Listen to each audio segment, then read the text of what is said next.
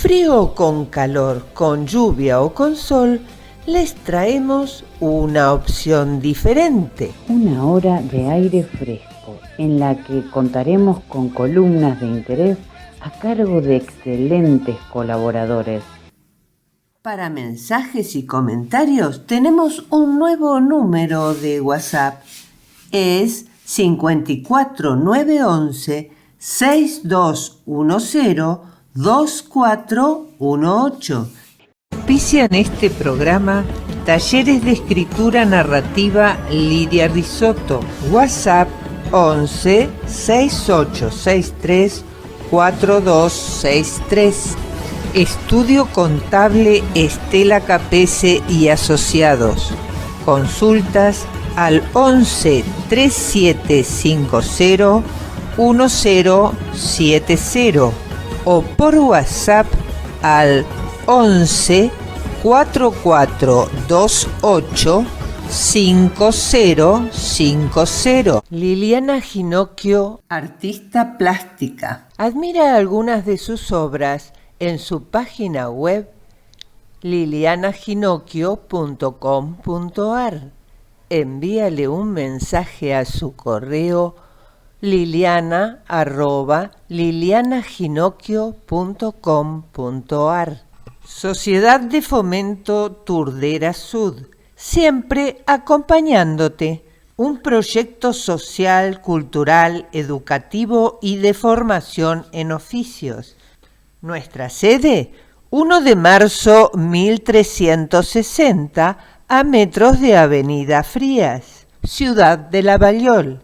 Contactate al WhatsApp 11 5487 7661. Búscanos en las redes sociales. Aire fresco en tu ventana, que borro de madrugada la tristeza en tu mirada. Aire fresco que no deje agostar tu corazón. Ya abrimos en Aire Fresco la columna Coaching y Gestión del Talento, a cargo de la licenciada María Esther Antesana. Buenas tardes, María Esther. Hola, gente de Aire Fresco, ¿qué tal? Muy buenas tardes al equipo y a toda la audiencia de este interesante programa que es tan versátil y tiene tantas novedades y temas. Quisiéramos saber qué tema vas a tratar hoy. Bueno, Estela, en el día de hoy quiero tratar un tema que es ¿qué es el estrés laboral? La verdad que es un tema amplio y a raíz de que en varias ocasiones me han consultado distintos consultantes y coaches, quisiera tocar un poquito este tema, las consecuencias y su clasificación. Supongo que comenzarás explicándonos de qué se trata el estrés laboral y por qué llegamos a estresarnos en situación de trabajo. Primero de todo, quisiera comentar qué es el estrés laboral y cuáles son sus causas. En un primer momento podemos decir que la Unión Europea, la Comisión Europea de Seguridad y Salud, la definió como nocivas reacciones físicas y emocionales que ocurren cuando las exigencias del trabajo no igualan las capacidades, los recursos o las necesidades del trabajador. Entonces, para resumirlo, el estrés laboral es aquel que se produce debido a una excesiva presión que se da en ese entorno de trabajo y generalmente es consecuencia del desequilibrio entre una exigencia laboral, que a veces también puede ser una exigencia propia, y la capacidad o recursos que contamos nosotros para hacernos cargos y poder cumplirlo como corresponde. Antes de seguir avanzando, ¿por qué no nos das síntomas, cómo se manifiesta el estrés laboral? Si tuviéramos que decir cómo se manifiesta el estrés, podemos ver algunos síntomas iniciales que se repiten y entre ellos encontramos una preocupación excesiva en algún tema o alguna cuestión laboral o algo personal que nos está afectando y aparece continuamente. Una inquietud, una tensión. Aparece también dolores de cabeza o de cuerpo.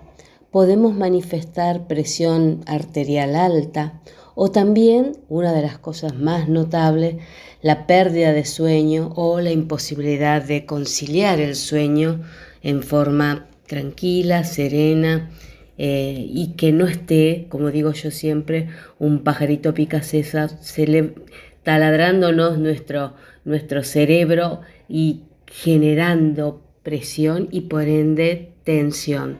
Me pasa a menudo cuando estoy preparando el programa y no sale la entrevista o me falta o me sobra tiempo. Eso no me deja dormir. ¿Ustedes saben que hay una clasificación para hablar de estrés laboral? Bueno, yo lo dividí en dos partes, como si fuera el estrés laboral basado en el tiempo y el estrés laboral basado en su tipología. Entonces, podemos hablar de estrés laboral episódico y estrés laboral crónico. Vamos a ver estos dos. En el caso del estrés laboral episódico, es ese estrés que aparece de manera puntual, con una causa clara. Esta causa desaparece y si desaparece, desaparece el estrés. O sea, el ejemplo sería, hay que entregar un proyecto, hay que hacer un anuncio específico, una gran movida de algo y todo eso genera estrés laboral.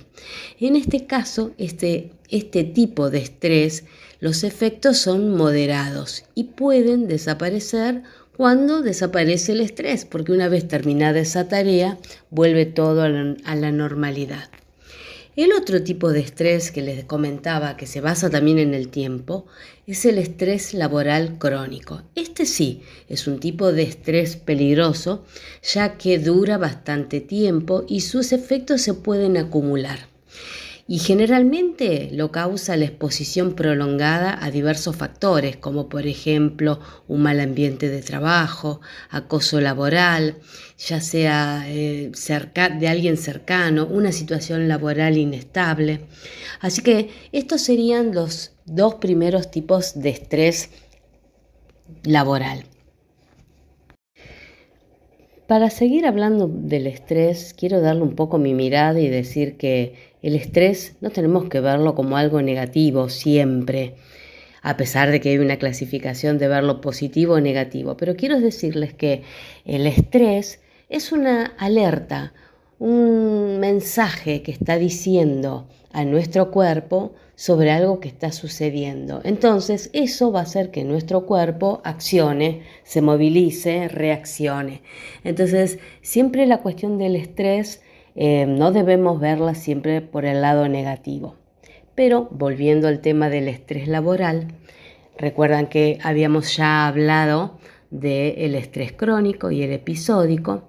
Ahora vamos a hablar del tipo de estrés positivo y negativo, que esto podríamos decir, ¿y es positivo el estrés? Y la mayoría de la gente va a decir, no, ¿cómo va a ser positivo? Bueno, yo les acabo de mencionar que en la vida, las distintas situaciones que nos ocurren, podemos decir que generan en nosotros situaciones negativas o positivas.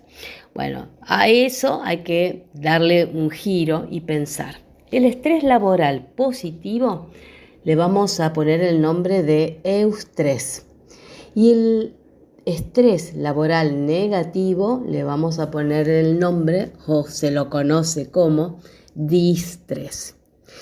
Vamos a ver un poquito cada uno de ellos. El estrés positivo o eustrés o estrés positivo es ese tipo de estrés que uno siempre lo puede llegar a superar.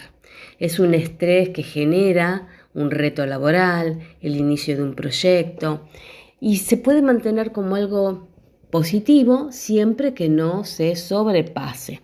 Y generalmente los coaches tenemos distintas dinámicas para trabajar estas situaciones y generar una actitud diferente y manejar el estrés que nos está pasando por diversas situaciones laborales.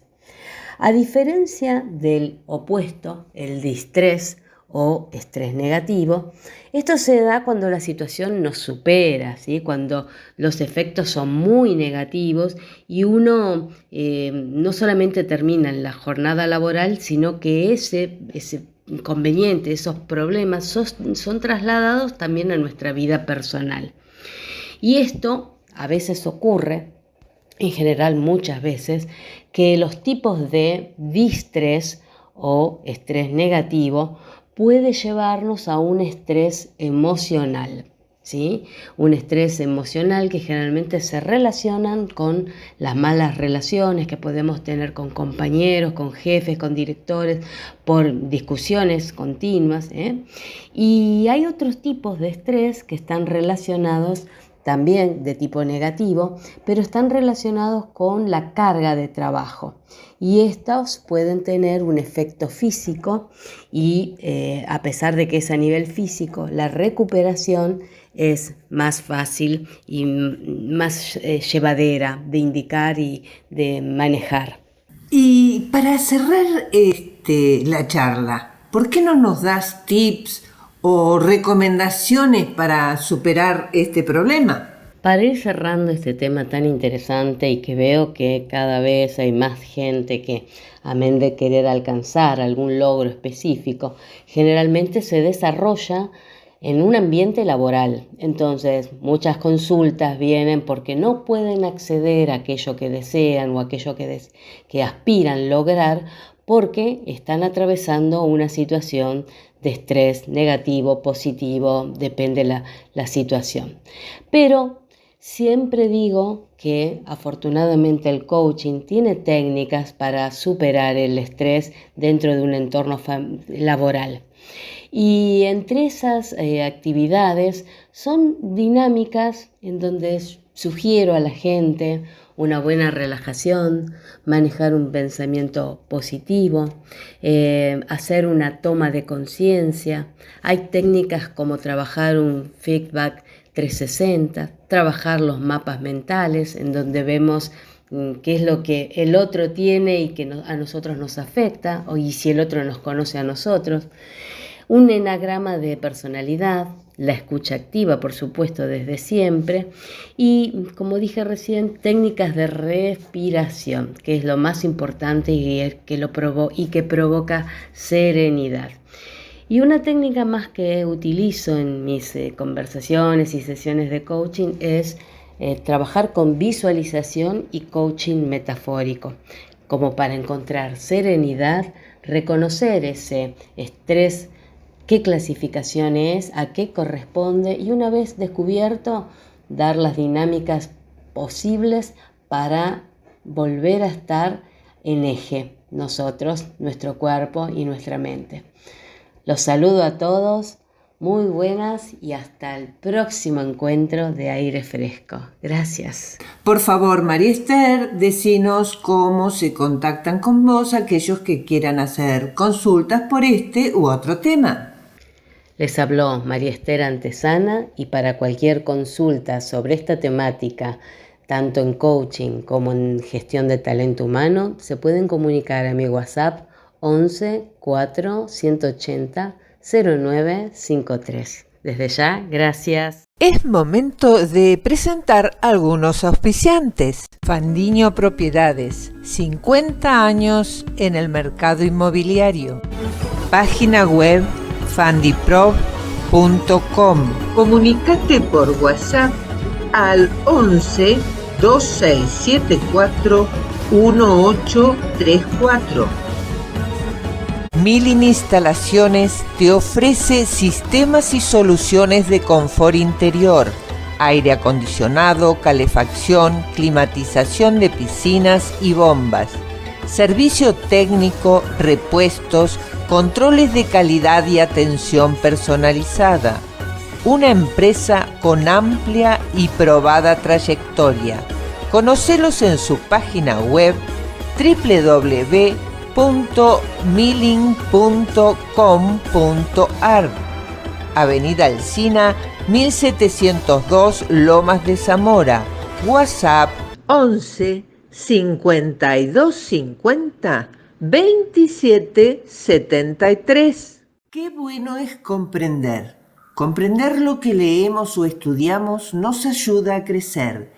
En el desempeño escolar te permite el éxito y la satisfacción de que el estudio sea más agradable.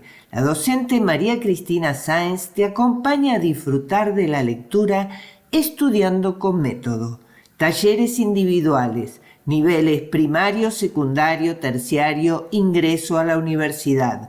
Consultas por mail mcrisaenz@hotmail.com. Aire fresco en tu ventana que borro de madrugada, la tristeza en tu mirada. Aire fresco que no deje agostar tu corazón. Para consultarla sobre las elecciones en Venezuela y sus consecuencias, nos contactamos con María Alejandra Silva, licenciada en Ciencias Políticas de la Universidad Nacional de Rosario, magíster en Política de la Flasco, doctora en Sociología de la UBA. Buenas tardes, María Alejandra. Un placer tenerte con nosotros y gracias por atendernos.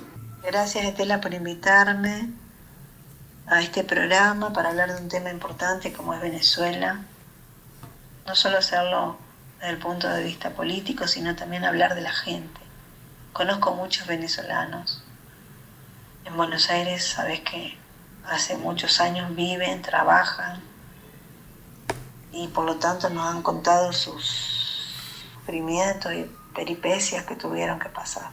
¿Por qué Venezuela es importante en América Latina? Bueno, en primer lugar, Venezuela, junto con Cuba y Nicaragua, son el bastión del socialismo y el comunismo en América Latina y el mundo. Por eso la importancia es geopolítica, y no solo por una cuestión del fraude en una democracia de un país liberal, sino por ese hecho.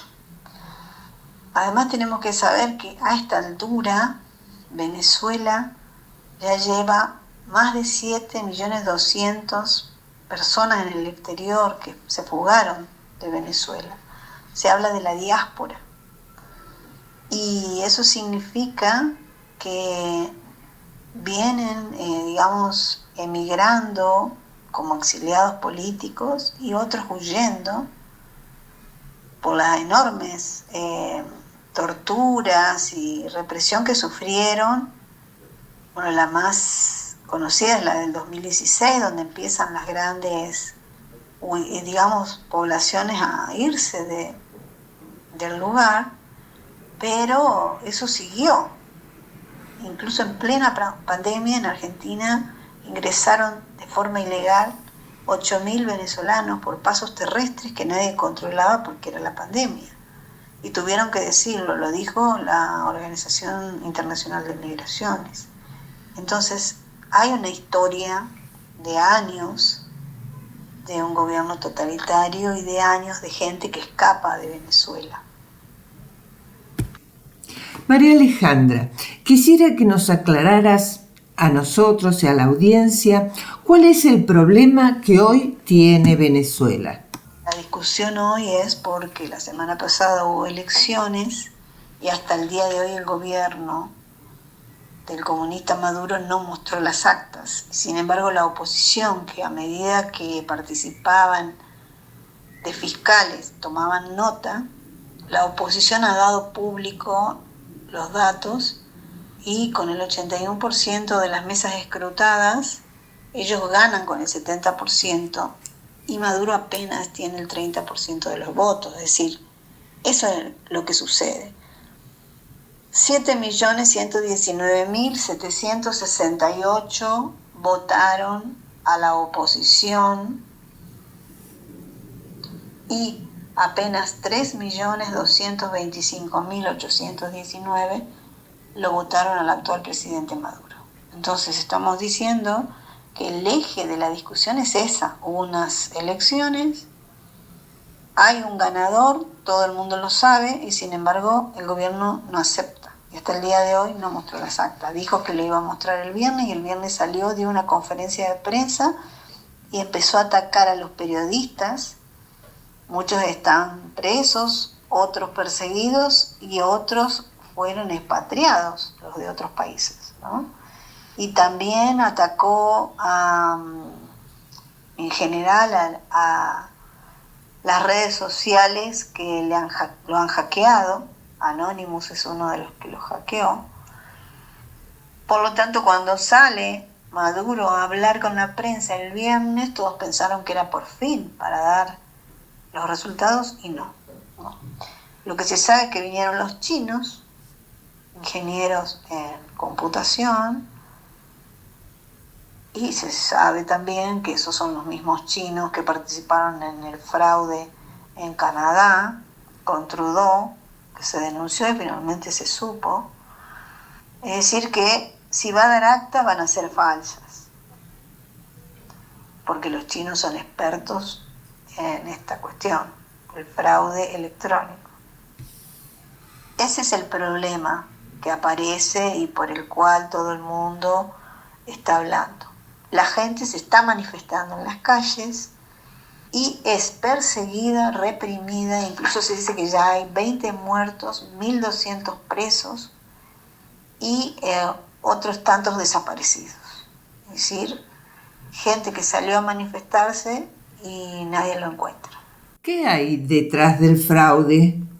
Pareciera que Maduro es intocable. ¿Por qué? Porque justamente los socios de Maduro son Irán, Rusia y China, potencias de otro continente, también ideológicamente, en el caso de Rusia y China, ideológicamente es la izquierda, pero son potencias importantes. Entonces, por eso también hay congresistas que no se animan a decir nada, y en la OEA hubo una reunión y no llegaron a ninguna conclusión.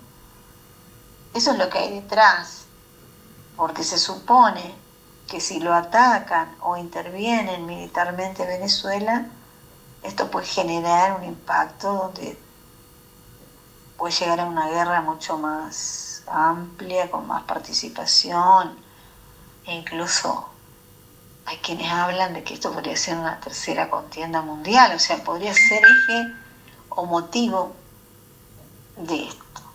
Yo no creo que sea para tanto, porque si bien Venezuela tiene petróleo y estas tres potencias invirtieron en Venezuela, no es tan importante como para iniciar una tercera guerra.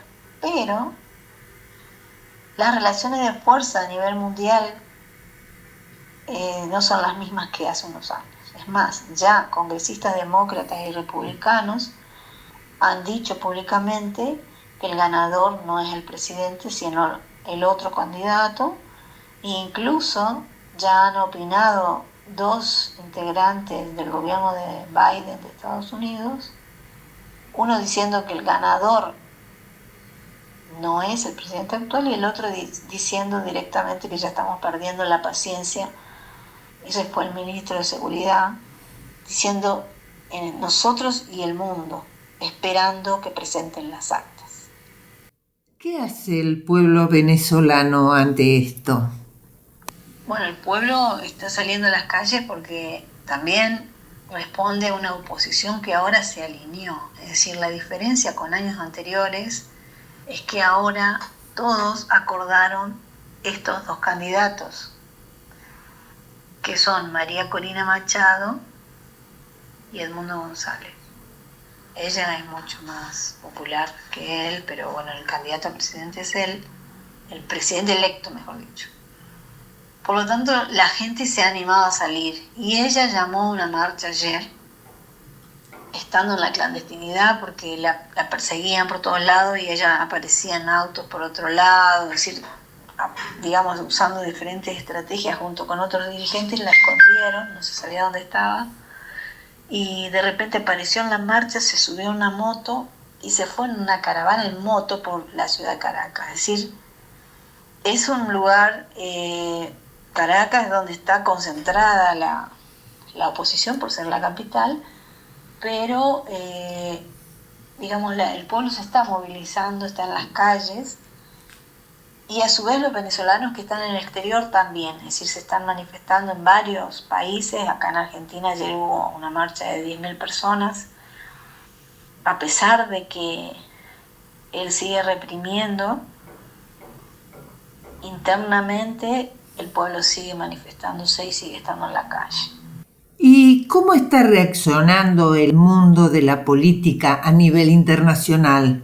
Por un lado, los países de izquierda, amigos de Maduro, se ofrecieron como mediadores, con una diplomacia silenciosa. México, Colombia y Brasil. Pero por otro lado, hay países que ya han retirado a sus representantes en el Ministerio de Relaciones Exteriores, los consulados que hay en esos países. Uno de ellos es Argentina, y así lo han hecho otros países.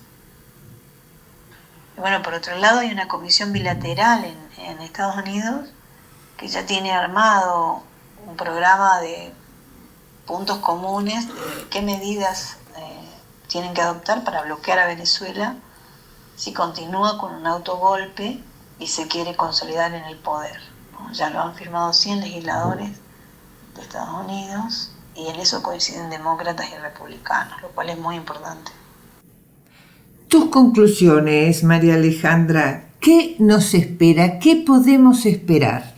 Creo que como Venezuela tiene una importancia geopolítica en términos de la izquierda, hay que ver cómo reacciona el resto. Por un lado se estaba diciendo que estas declaraciones de figuras importantes de Biden significa que en breve van a enviar, digamos, militares a la zona marítima de Venezuela.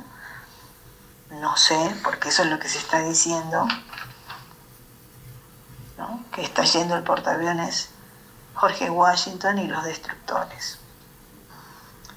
Por otro lado, se está diciendo que los embajadores de todos los países de América Latina están negociando por el TIAR, que es un tratado que se ha firmado en América Latina, para que en caso de que alguien atente contra la democracia y la libertad, el resto pueda de alguna manera definir acciones internacionales para sancionar a ese país y obligarlo a que vuelva a cumplir y se ponga derecho. Eso es lo que hay que esperar a nivel internacional, cómo se mueven, y por otro hay que esperar qué es lo que hace Maduro, ¿no? Porque se está diciendo que él está dilatando porque está negociando su salida. Hay quienes opinan que puede ir a estos 3 países amigos, México, Colombia o Brasil. Yo creo que no es muy viable. Él quiere irse para que a un país que no tenga, digamos, ningún tratado de extradición. Entonces yo creo que va a ir a Irán. O sea, para mí va a irse bien lejos. Él quiere huir antes de dejar el gobierno, cosa de no ir preso y pagar por todos los crímenes que ha cometido, de detención ilegal, tortura, desaparición de personas, ¿no? En estos años, no solo ahora. Así que lo que hay que esperar es qué sucede con él y también qué sucede con el resto. Pero creo que esto no va a pasar de unos pocos días, se tiene que solucionar porque, digamos, la violencia, la tortura no puede seguir escalando. Es necesario definiciones. Creo que no va a pasar de unos pocos días. Muchas gracias, María Alejandra, por tenerte estos minutos con nosotros aquí en Aire Fresco. Gracias, Estela, por invitarme. Saludos a la audiencia y un saludo especial a tu equipo. Muchas gracias. Hasta luego.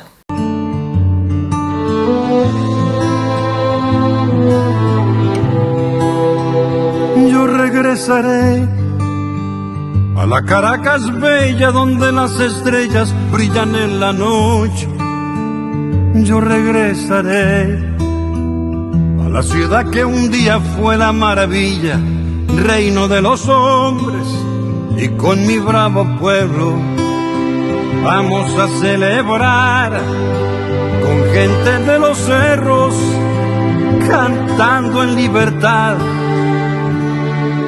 Gloria, gloria, Venezuela, tu gente no se quiebra, el mundo está mirando, nadie va a callar. Gloria, gloria, pueblo mío, tiemblan los enemigos, Dios está contigo, tú vas a ganar.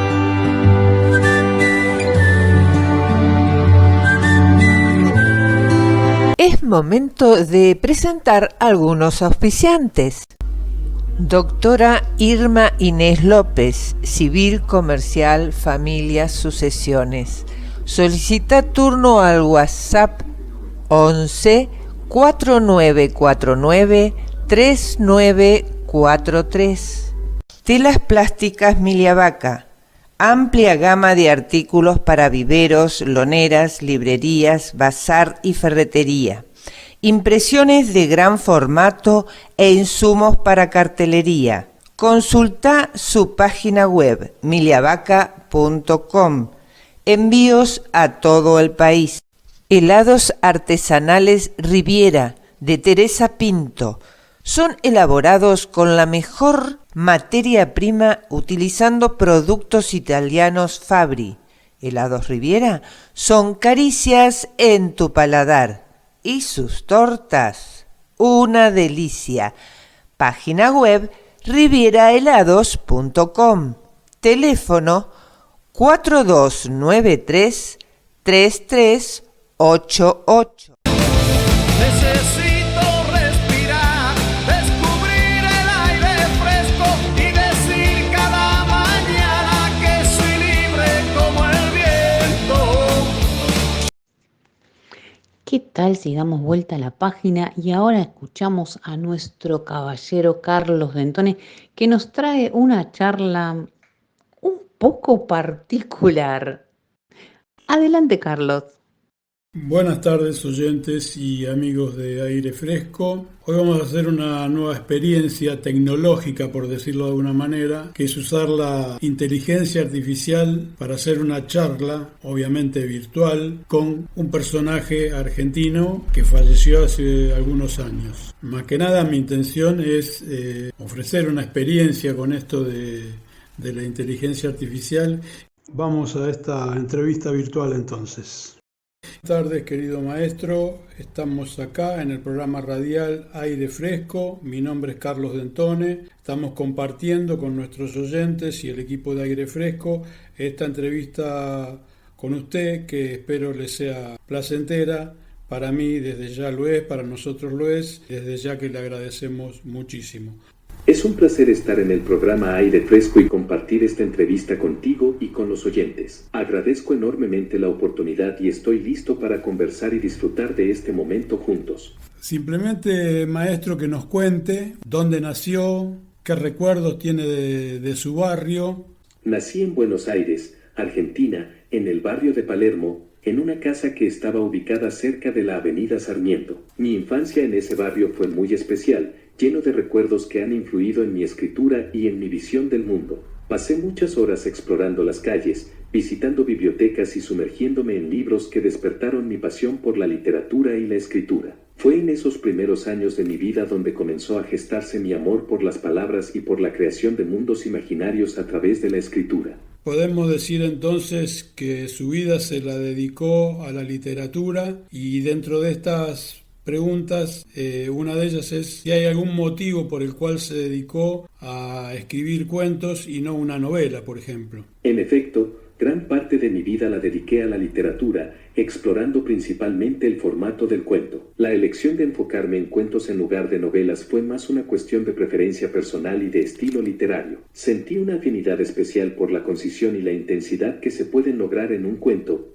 donde cada palabra cuenta y donde se puede crear un impacto profundo en el lector en un espacio reducido. El cuento me permitió explorar temas filosóficos, metafísicos y fantásticos de una manera que se adecuaba a mi forma de pensar y de expresarme. Aunque también incursioné en otros géneros, como ensayos y poesía, fue en los cuentos donde encontré mi voz más auténtica y donde me sentí más cómodo como escritor. Usted nos habla de sus escritos, fundamentalmente de los cuentos. Si tendría que mencionar uno o un par de cuentos que usted amó o que ama y que vio o sintió que su público lo recibió con gratitud, ¿cuál serían? Es difícil elegir entre tantos cuentos que he escrito a lo largo de mi carrera, pero hay dos que han sido especialmente significativos para mí y que he sentido una respuesta positiva por parte del público.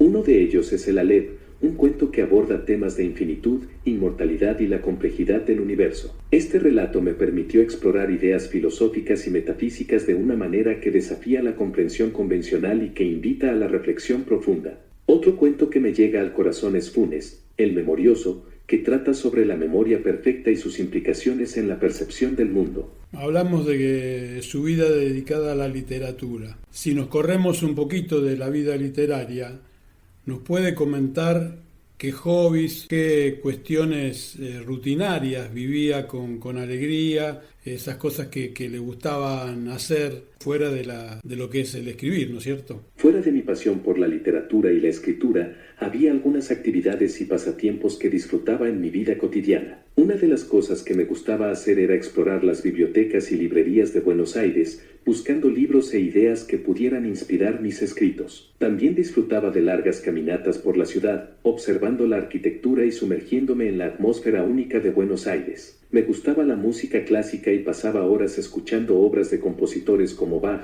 Mozart y Beethoven. La música era para mí una fuente de inspiración y de contemplación que complementaba mi proceso creativo y mi búsqueda de belleza y armonía en el mundo. Otro de mis pasatiempos favoritos era conversar con amigos y colegas sobre literatura, filosofía y arte. Me apasionaba intercambiar ideas y puntos de vista con otras mentes inquietas y creativas, enriqueciendo así mi propia comprensión del mundo y de la creatividad. Estas actividades y rutinas cotidianas me llenaban de alegría y renovaban mi espíritu para seguir explorando los límites de la literatura y la imaginación. Perfecto. Y volvemos a la literatura. Entonces le pregunto, ¿qué lugar, qué barrio, qué ciudad, qué país a usted lo inspiró más para sus cuentos? Mi ciudad natal de Buenos Aires, en Argentina, ha sido una fuente constante de inspiración para mis cuentos y escritos. La atmósfera única de la ciudad, con sus calles laberínticas, sus cafés bohemios y su rica historia cultural, ha permeado muchas de mis obras y ha dado forma a mi visión literaria. En particular, el barrio de Palermo, donde crecí, ha sido un escenario recurrente en mis cuentos, evocando recuerdos de mi infancia y alimentando mi imaginación con sus paisajes urbanos y sus rincones misteriosos. La dualidad de Buenos Aires, con su mezcla de modernidad y nostalgia, de caos y belleza, ha sido un tema recurrente en mis escritos, reflejando mi propia exploración de las paradojas y los laberintos de la existencia humana. Además de Buenos Aires, otros lugares que he visitado o imaginado, como París, Ginebra, El Escorial y tantos otros, han dejado su huella en mis cuentos, enriqueciendo mi universo literario con sus misterios, sus mitos y sus símbolos. En definitiva, mi relación con los lugares y las ciudades ha sido fundamental en mi proceso creativo y en la elaboración de mis historias. Usted sabe, maestro, que para nosotros los cafés, los bares en Buenos Aires, fundamentalmente los porteños, siempre fueron fuente de inspiración o lugares para inspirarse y poder escribir, tomándose un cafecito o un cortado. ¿Tiene el recuerdo de algún bar puntual de nuestra capital para decir, bueno, acá yo me cobijé para poder escribir y me sentía muy a gusto? Los cafés y bares de Buenos Aires, en particular los tradicionales cafés porteños, han sido para mí no solo lugares de encuentro social, sino también espacios de inspiración y creación literaria. A lo largo de mi vida, he frecuentado diversos cafés de la ciudad donde me sentía cómodo y estimulado para escribir y reflexionar sobre mis ideas. Uno de los lugares que recuerdo con especial cariño es el Café Tortoni, uno de los cafés más emblemáticos de Buenos Aires y punto de encuentro de intelectuales, artistas y escritores. En ese ambiente bohemio y nostálgico, he pasado horas sumergido en la escritura, rodeado de voces y de historias que fluían a mi alrededor. La atmósfera única del Café Tortoni, con su pasado glorioso y su aura literaria, ha sido una fuente inagotable de inspiración para mis cuentos y ensayos. Además del Café Tortoni, otros cafés como La Biela, el Ateneo Grand Splendor y el Preferido de Palermo han sido refugios para mi creatividad y lugares donde he encontrado la magia de la escritura en medio del bullicio y la vida urbana de Buenos Aires. Estos espacios han sido testigos de mis pensamientos más profundos y de mis sueños más fantásticos, marcando así mi trayectoria como escritor y como amante de la ciudad y de sus historias. El sinónimo de los cafés porteños puntualmente son también, además de fuente de inspiración para escribir, un lugar donde se frecuenta con amigos. Si tiene que nombrar un par de amigos de acá, de Buenos Aires, ¿a quiénes destacaría como sus mejores amigos? En mi vida, he tenido la fortuna de contar con la amistad de personas extraordinarias que han enriquecido mi existencia y han acompañado mi camino como escritor. Dos amigos que destacaría como muy cercanos y queridos son Adolfo Bioy Casares y Silvina Ocampo, ambos escritores argentinos con quienes compartí no solo una profunda amistad, sino también una complicidad creativa y literaria. Adolfo Bioy Casares fue un compañero de letras con quien mantuve una amistad cercana y fructífera a lo largo de los años. Compartimos no solo intereses literarios, sino también una visión del mundo y una pasión por la literatura fantástica y el género policial. Nuestra amistad se reflejó en colaboraciones literarias y en largas conversaciones sobre la vida, la muerte y la creación artística. Silvina Ocampo, por su parte, fue una presencia luminosa en mi vida, una escritora talentosa y una amiga fiel. Junto a ella exploré territorios de la imaginación y de la realidad que trascendían lo convencional, enriqueciendo así mi universo literario y mi visión del arte. Su sensibilidad y su ingenio creativo fueron un regalo en mi vida y una inspiración constante en mi trabajo como escritor. Estos dos amigos, Adolfo Bioy Casares y Silvina Ocampo, son para mí figuras fundamentales en mi historia personal y en mi trayectoria literaria, y siempre los recordaré con cariño y gratitud por haber compartido conmigo el camino de la creación y de la amistad en Buenos Aires y más allá. Usted sabe, maestro, que el tango, la música y el deporte generan pasiones de multitudes. No, en toda esta charla usted no me habló de deportes. Quisiera que me dé alguna semblanza, alguna opinión sobre el fútbol de Argentina, que últimamente viene obteniendo logros. Entonces quería saber si usted tuvo alguna experiencia futbolera. Aunque el fútbol no ha sido un tema central en mis escritos o en mi vida pública, debo reconocer la importancia cultural y emocional que este deporte tiene en Argentina y en el mundo.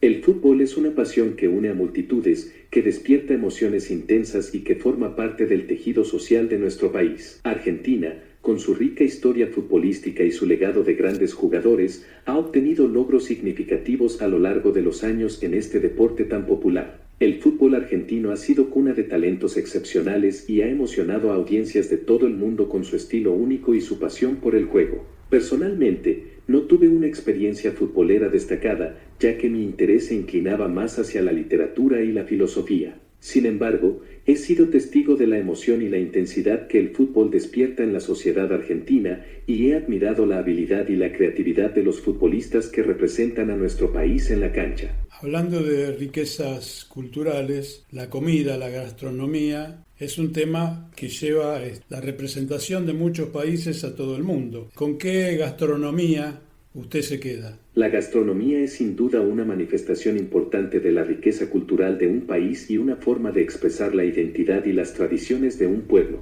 La comida es un elemento que une a las personas, que evoca recuerdos y emociones, y que nos conecta con nuestra historia y nuestro entorno. A lo largo de mi vida, he tenido la oportunidad de disfrutar de diversas gastronomías de todo el mundo, cada una con sus sabores, aromas y técnicas culinarias únicas. Sin embargo, si tuviera que elegir una gastronomía con la que me quedo, elegiría la cocina argentina. La cocina argentina es una fusión de influencias europeas, indígenas y africanas que se refleja en platos emblemáticos como el asado, las empanadas, el locro y el dulce de leche.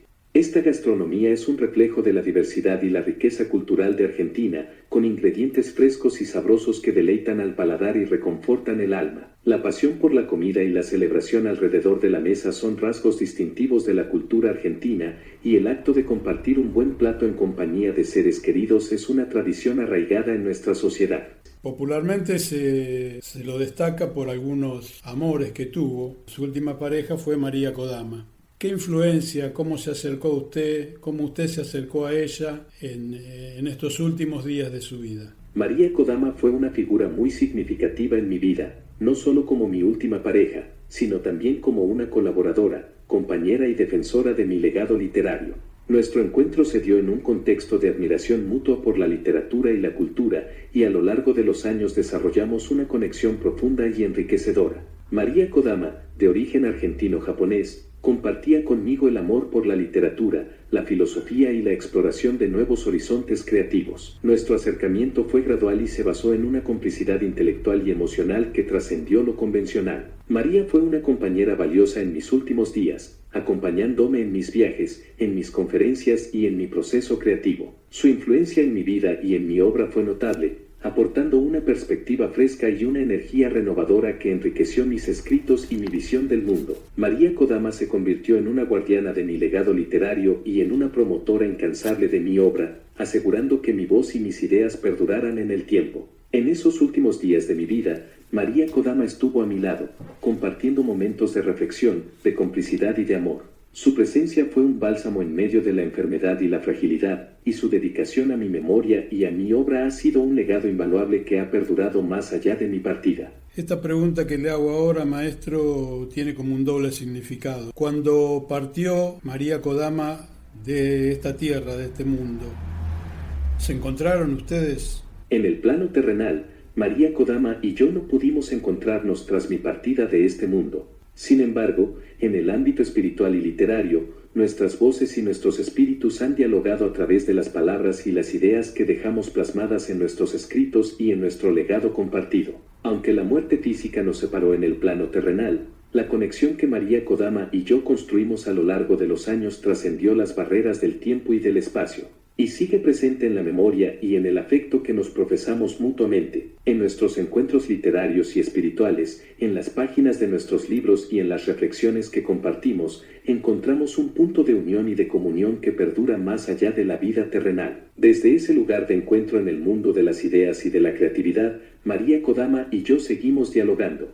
inspirándonos mutuamente y compartiendo un vínculo indeleble que trasciende los límites de lo tangible y lo efímero. Nuestro encuentro en la eternidad de la literatura y del pensamiento es un regalo que nos reconforta y nos conecta más allá de la existencia física. Maestro, agradecerle toda esta charla que tuvimos, la seguiríamos haciendo por un tiempo más prolongado. Por supuesto, me gustaría enviar un saludo muy especial a las administradoras del programa Aire Fresco, Estela y Silvia, así como a todos los oyentes y al equipo de Aire Fresco. Desde mi lugar en la eternidad, les envío mis mejores deseos y saludos cordiales. Que la literatura, la música y la conversación sigan iluminando sus días y enriqueciendo sus vidas. Saludos afectuosos de Jorge Luis Borges. Será hasta el próximo jueves, aquí en Aire Fresco. Carlos Dentone. Comenzamos los titulares de Silvia.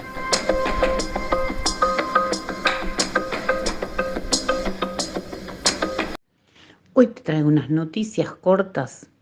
Una nos vamos a explayar un poquito, pero de esas que decís, para en el mundo que me quiero bajar. En BMX, que es una competencia de bicicleta, Argentina logró su primer medalla de oro de la mano de José El Milagro Torres Gil. Silvia, me encanta el apodo que le pusiste, El Milagro, porque en realidad este chico es un verdadero milagro, pero su verdadero apodo es El Maligno, según parece, porque cuando era chico le gustaba hacer bromas pesadas. Perdón, no te interrumpo más. Continúa con tus noticias. María Becerra dice, me voy de esta red social, habla de Twitter.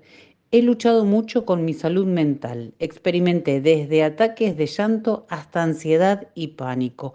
¿Por qué? Por los comentarios que le hace la gente. Yo digo, este momento, la gente vive por y para las redes sociales. Vive por lo que les dicen en las redes sociales. Ya no tienen vida propia. Una cosa muy loca. Bueno, esa era una de las noticias cortitas. Otra noticia cortita que para mí es como decir, bueno, ya sabemos, estaba todo arreglado. La OEA, Organización de Estados Americanos, no obtuvo los votos para aprobar un proyecto que le exija a Venezuela mostrar las actas. O sea, no aprobaron algo que ya está aprobado, mostrar las actas que demuestren que las votaciones son transparentes. Una cosa muy loca. Y así está el mundo. Ahora nos vamos a explayar en otra noticia. Una noticia que yo vengo diciéndola ya desde el año pasado, esto de el género o el sexo, si es diferente o no, por la boxeadora que perdió después de una carrera impresionante que tiene, una mujer boxeadora, que perdió ante una chica trans. Duró 46 segundos la pelea. Y ahora vamos a hablar de esto. Yo ya vengo hablando de esto hace bastante tiempo. Habíamos hablado de una nadadora trans que también perdía como hombre, se hizo trans y ahora gana como mujer. Hablamos de una boxeadora que le destruyó la cabeza a su contrincante y a otra que le abrió toda la parte del ojo dándole un golpe y partiéndole el cráneo. Si bien no hay que hacer discriminación, biológicamente el XX y el XY nunca van a poder ser iguales. Hablamos de biológicamente. En apariencia, cada cual puede parecer el sapo que quiere, que no me afecta en lo más mínimo, ni le tiene por qué afectar a nadie. Su vida privada de cada uno es la vida privada de cada uno. No voy a tener que andar preguntando, ni nadie debería andar preguntando, ni qué sexo, religión, color, nada, porque siempre digo que a la gente hay que tratarla como persona, no como un sexo, como una religión o un color, o con las cosas que quieras seguir separándolas. Pero la biología es irrefutable. La biología femenina y la biología masculina no tienen punto de comparación. 46 segundos de sufrimiento y no se bancó los golpes que le daba. Una chica que viene haciendo boxeo hace tanto tiempo. No es lógico. Yo digo una cosa, la lucha femenina va más allá de la inserción de los géneros o solamente lucha por la mujer. Hay esos baches que te quedan, viste, en el aire. Yo como mujer biológica, la verdad hubiera dicho, no, flaco o flaca o como quieras que te llame, no acepto esta pelea. No estoy en posibilidad de competir contra una musculatura, un complejo óseo y todo lo que traiga la biología masculina, no me siento en punto de comparación en fuerza. No sé, ¿vos qué pensás? Y por otro lado, que Liv, que ahora es mujer, fue descalificada anteriormente en el Mundial 2023 por niveles hormonales de testosterona demasiado altos. Esto ha sido un tema de debate intenso, especialmente en Italia, ¿no? Después de la paliza que le dio a su contrincante, Karim.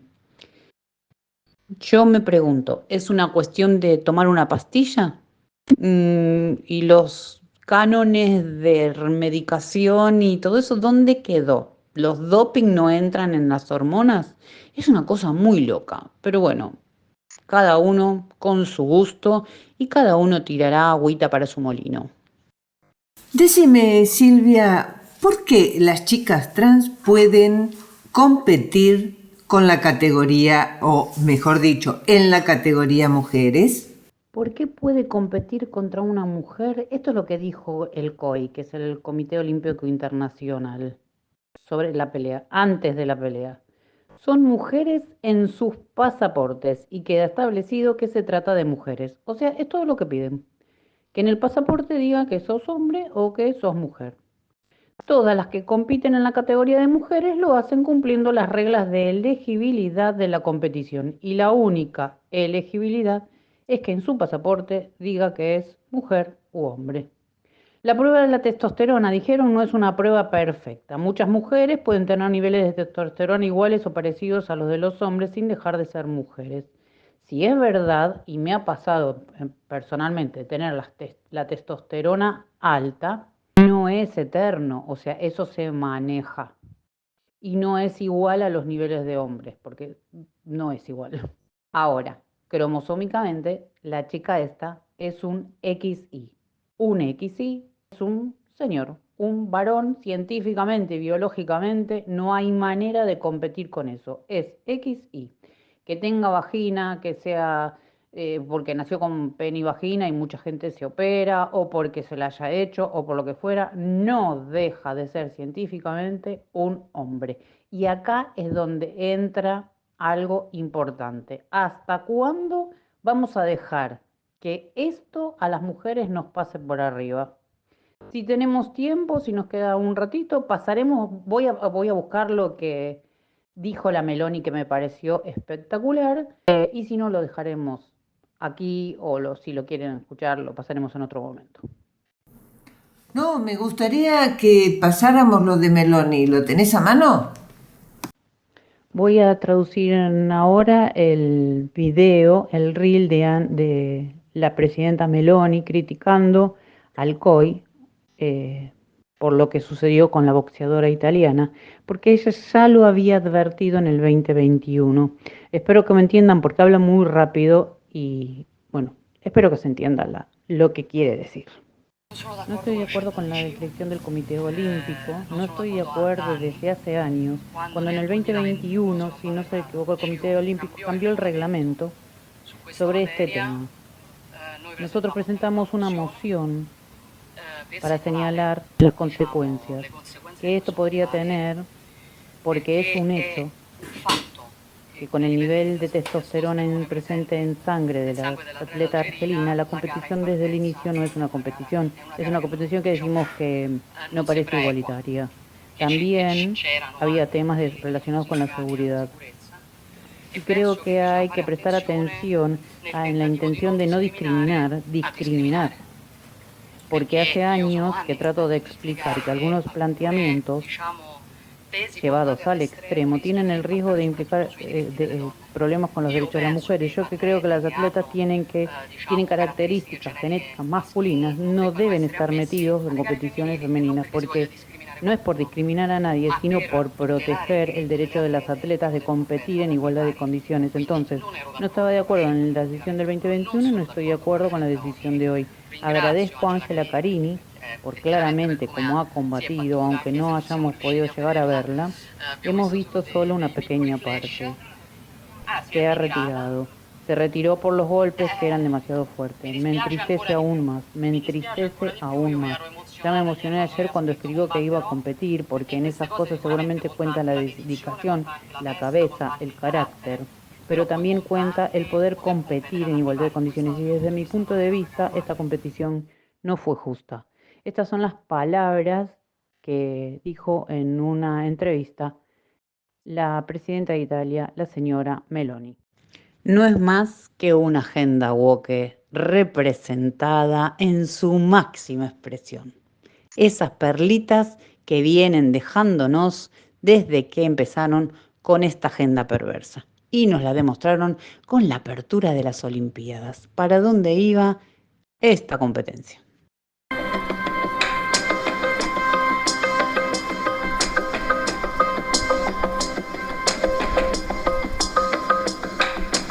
Auspiciaron Aire Fresco, Telas Plásticas Miliavaca, Milling Instalaciones, Riviera Helados Artesanales, Doctora Irma Inés López, abogada, Estela Capese, Estudio Contable, Fandiño Propiedades, Lidia Risotto, Talleres de Escritura, Sociedad de Fomento Turdera Sud, Liliana Ginocchio, artista plástica, María Cristina Sáenz, Talleres de Lectura Comprensiva. ¿Sabés una cosa, Silvia?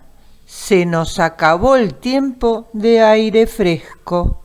Saludos a todos, nos estamos encontrando otro jueves universo mediante.